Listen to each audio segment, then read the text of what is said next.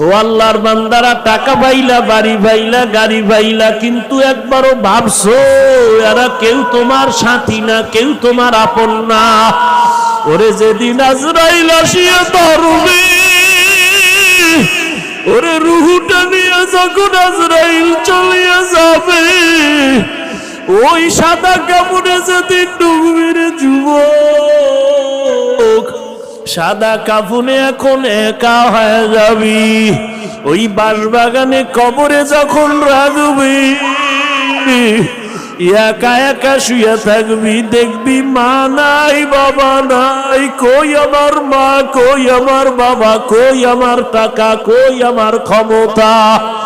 ওই অন্ধকার কবরে এখন তুমি একার, কেউ নাই। ওই অন্ধকার কবরে মাটি দিয়া যখন সবাই চলে যাবে, এতদিন আমার মা, আমার বাবা, আমার বাড়ি, আমার গাড়ি, আমার ছেলে, আমার মেয়ে, এখন তো দেখি কেউ আমার না, কেউ আমার না, কেউ আমার না, কেউ আমার না। আসলে সবাই আমারে বিদায় দিয়ে আরামে ঘুমায়, সবাই আমারে কবরে রাইখা আরামে খায়। ওই অন্ধকার কবরে দেখলাম আমার মালিক,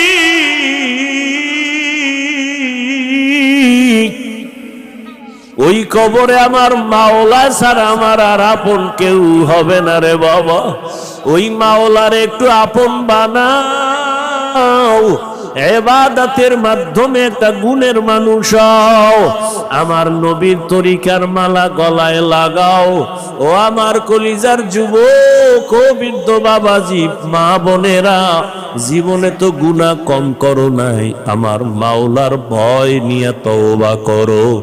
আল্লাহর দেওয়া পানি, আল্লাহর দেওয়া বাতাস, আল্লাহর দেওয়া সূর্যের আলো, চাঁদের আলো ভোগ করতেছো, কিন্তু ওগুলো ভোগ কইরা একবারও কি আমার আল্লাহরে হাজিরা দিয়া বলছো লাব্বাইক?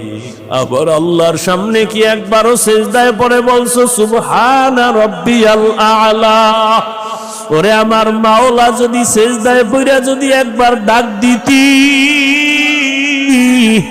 আমার মাওলা কুদরতি পা তোর কপালের নিচে ঢুকায় দিয়া বলতো, বান্দা আয়, জীবনে যত গুনাহ করছো তওবা কর, আমি মাফ করে দিব। আমার দরজা ছাড়িয়া কই যাবি? আর দরজা নাই, যেখানে যাবি জাহান্নামের আগুন। আমার রহমতের দরজা ছেড়ে যাইও না রে গোলাম।